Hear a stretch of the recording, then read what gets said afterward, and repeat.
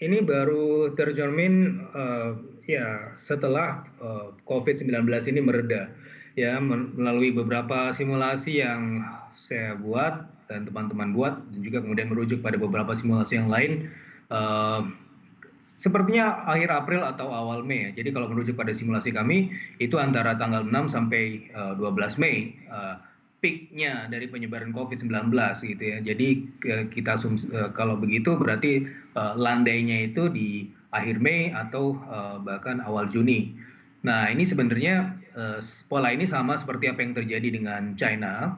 Ketika China ini mulai bulan April itu mulai menggeliat, kita bisa melihat beberapa pembelian terkait dengan batu bara, penggunaan batu bara itu mulai meningkat gitu ya.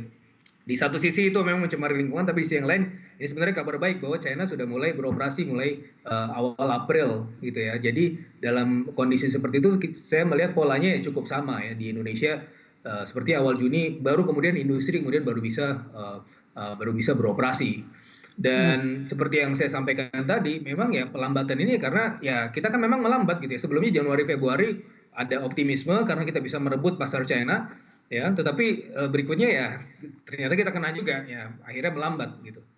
Mhm.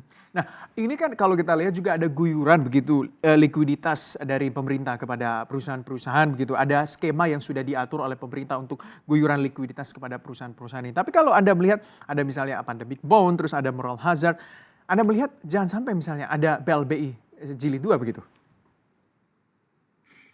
Ya, nah ini yang kemudian coba dijaga oleh pemerintah dengan yang pertama ya dalam Perpu tersebut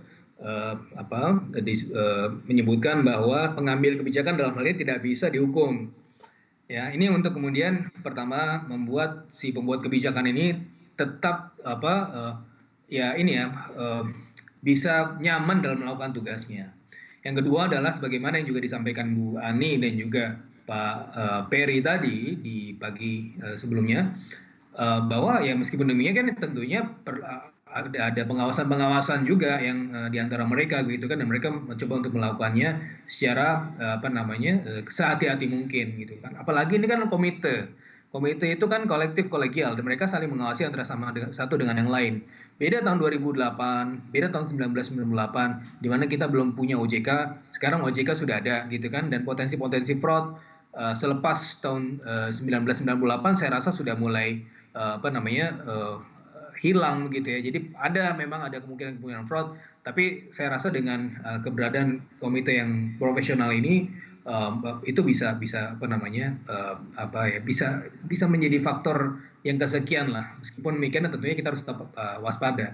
Sebenarnya hal lain yang perlu diwaspadai adalah bagaimana financing dari bonds ini tidak menimbulkan crowding out gitu ya pada sektor swasta untuk kemudian juga mencari pendanaan dari obligasi maupun instrumen-instrumen yang lain gitu ya. Tetapi saya rasa di saat seperti ini yang paling penting adalah memberikan stimulus ya.